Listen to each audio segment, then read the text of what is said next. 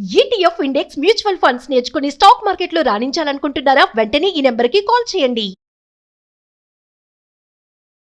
నమస్తే, welcome to Suman TV. ప్రస్తుతం మనతో పాటు స్టూడియోలో దివ్య విశ్వశక్తి పరివార్ ప్రచారకులు శ్రీ ఓం స్వరూప్ గురువు గారు ఉన్నారు. వీరితో ఈరోజు కొన్ని విషయాల గురించి మనం చర్చిద్దాం. నమస్కారం గురుగారు. దివ్య విశ్వశక్తి స్వరూపులందరికీ కూడాను దివ్యాశిషులు శుభం. గురుగారు, మనకి ఇప్పుడు అనుకుంటూ ఉంటాము ఆత్మల గురించి మాట్లాడుకున్నప్పుడు చెడు ఆత్మ అంటే మనకు ఆత్మలు హాని చేస్తాయనే ఎక్కువగా పర్సెప్షనే ఉంటుంది.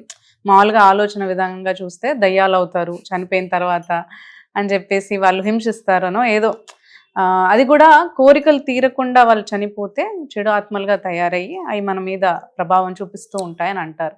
అసలు ఆత్మలుగా మారతారా? అసలు మారినా కానీ అవి ఏమన్నా నిజంగానే మన జీవితాలపైన ప్రభావం అనేది చూపిస్తాయంటారా? అసలు కొంచెం విశేషంగా చెప్తే ఆ పరమాత్మలోంచి వచ్చినటువంటి జీవాత్మలు, మహాత్మ, అది ప్రపంచం అంతా తేజో రూపంలో ఉండేటువంటి శక్తి పుంజములు.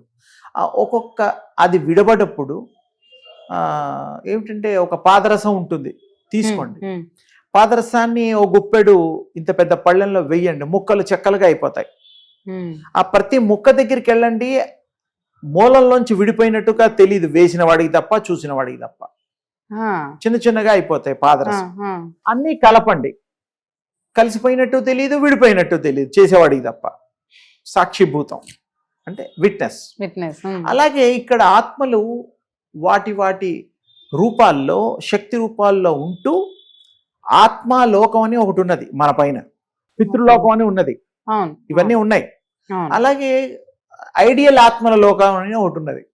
ఐడియల్ శరీరాలు లేవు, దాన్ని ఆత్మలోకం అనొచ్చు, ఆత్మల లోకం అనొచ్చు. చనిపోయినప్పుడు వెళ్ళే ఆత్మ ఒక పర్పస్ఫుల్గా వస్తుంది కొన్ని పనులు చేయడానికి. అవి పనులు చేసుకుంటుంది, కొన్ని మిగిలిపోతాయి. మిగిలిపోయినప్పుడు అదేం చేస్తూ ఉంటుంది, మరి పోస్ట్పోన్ చేసి ఇంకొక బర్త్లో, ఇంకొక శరీరంలో, ఇంకో తల్లిదండ్రుల గర్భంలోకి వెళ్ళి మళ్ళీ జననం తీసుకొని అవి కంటిన్యూ చేసి కంప్లీట్ చేస్తుంది. ఎలాగైతే ఎక్కడో బీహార్లో ఉద్యోగం, ఎవ్రీ 3 yearsకి మార్పు, మీకు తెలియని విషయాలు లేవు. ఒక చోట లైఫ్ లాంగ్ ఉద్యోగాలు ఉండవు. సెంట్రల్ గవర్నమెంట్ ఉద్యోగాలు అంతే, స్టేట్ గవర్నమెంట్ కొంచెం ఈ స్టేట్లో తిప్పుతూ ఉంటారు కదా. అలాగే ఈ ఉపమానం చెప్పా. అలాగే ఈ ఆత్మలు ఒక శరీరంలోకి వచ్చినప్పుడు తల్లిదండ్రులు కూడా నాకు ఇలాంటి బిడ్డ కావాలి, అలాంటి బిడ్డ కావాలి, ఇలాంటి గుణాలు కలిగిన వాడు కావాలి, ఇలాంటి గుణాలు కలిగిన తల్లి కావాలి అనుకోవడం, కోరుకోవడం తప్పు లేదు, వ్రతాలు చేయడం తప్పు లేదు. పుత్ర కామిష్టి అనేటువంటి కూడా గతంలో ఎంతోమంది చేశారు, పిల్లలు లేని వాళ్ళు. సరే, పుట్టారు, అంతా అయింది. కానీ తల్లిదండ్రులు ఇంకొంచెం అడ్వాన్స్ అయ్యి ఆత్మలతో మాట్లాడే పద్ధతి ఒకటి పెట్టుకోవాలి.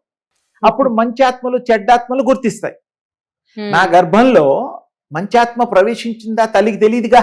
అవును, మరి ఎలా తెలియాలి కదా.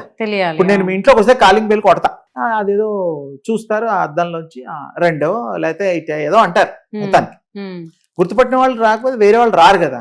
ఈ మధ్య అన్ని రకాల వాళ్ళు, ఇది సేల్స్ గర్ల్స్ దగ్గర నుంచి రకరకాల వాళ్ళు వస్తున్నారు కదా.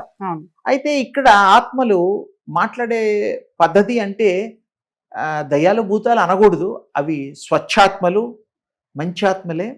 చేసే పనులను బట్టి మనం చెడుగా భావన చేస్తూ అనుకుంటున్నాం, అంతవరకే. కానీ ఆత్మలు అన్నీ మంచివే, ఆత్మల గుణాలు మంచివే.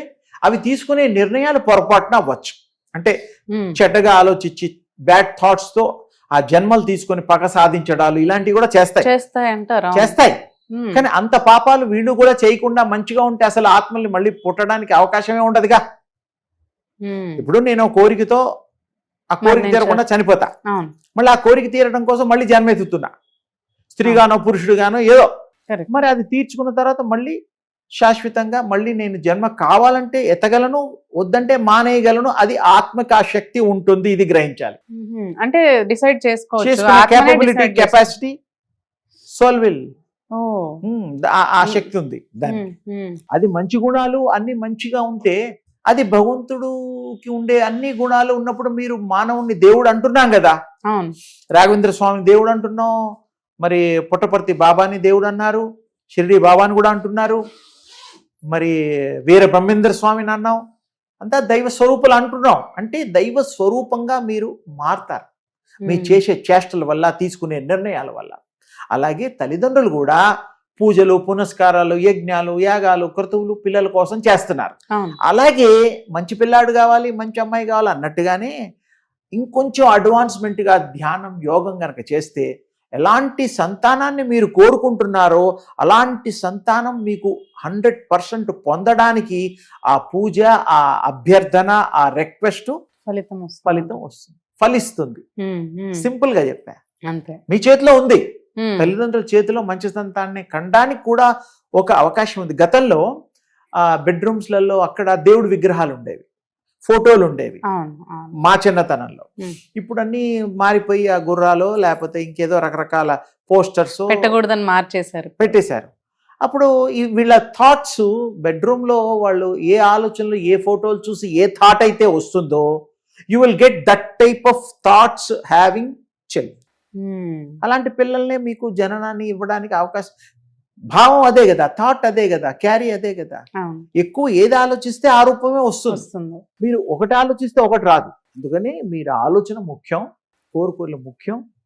ఇప్పుడు కోరికలంటే కూడా పక్క వాళ్ళు, ఇంట్లో వాళ్ళు చాలా గొప్పగా చదువుకొని గొప్పగా అయ్యారు, గొప్పగా సంపాదిస్తున్నారంటే ఇంట్లో వాళ్ళు ఏం చేస్తారు, మనం కూడా అలా అవుదాం, సహజం. అలాగే ఈ యొక్క పిల్లల్ని కనడంలో కూడా ఆత్మల్ని ఆ విధంగా చేసి, అంటే ఆత్మల్ని పూజించడానికి వేరే అలాంటివి ఏమీ లేవు. భగవంతుడినే పూజ చేయాలి.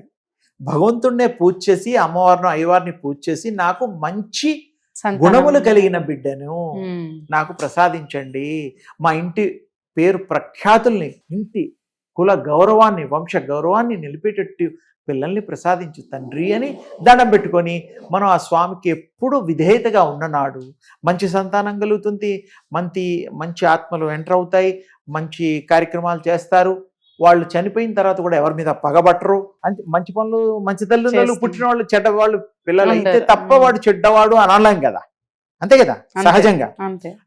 మంచి ఆత్మల్ని మనం ఇన్వైట్ చేయొచ్చు, మంచి ఆత్మల్ని సంతానంగా పొందొచ్చు, మంచి రూపాలు ఇవ్వచ్చు, మంచిగా ఆనందంలో పాలు పంచుకోవచ్చు, పిల్లలతో ఆనందంగా ఉండొచ్చు, వాళ్ళకి పగబట్టకుండా చేయొచ్చు, శత్రువులుగా మారకుండా చూడొచ్చు. మన పెంపకం కూడా మంచి గుణాలు తల్లిదండ్రులు కూడా కలిగి ఉండాలి.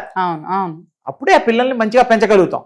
మంచి స్కూల్లో వెతికి 2-3 లక్షలు పెట్టి వేయడంలా మరి చిన్న ఎలిమెంటరీ స్కూల్స్ లో ఎందుకు వేయడం లేదు అంటే అక్కడ బాగా చెప్తారేమో, అక్కడ బాగా టీచింగ్ ఉంటుందేమో. ఈ చిన్న విషయం. అలాంటిది భగవంతుడు కూడా కోరుకున్నప్పుడు నిర్ణయం, ఆయన మంచి నిర్ణయం ఇస్తాడు. మంచి తథాస్తు అంటాడు.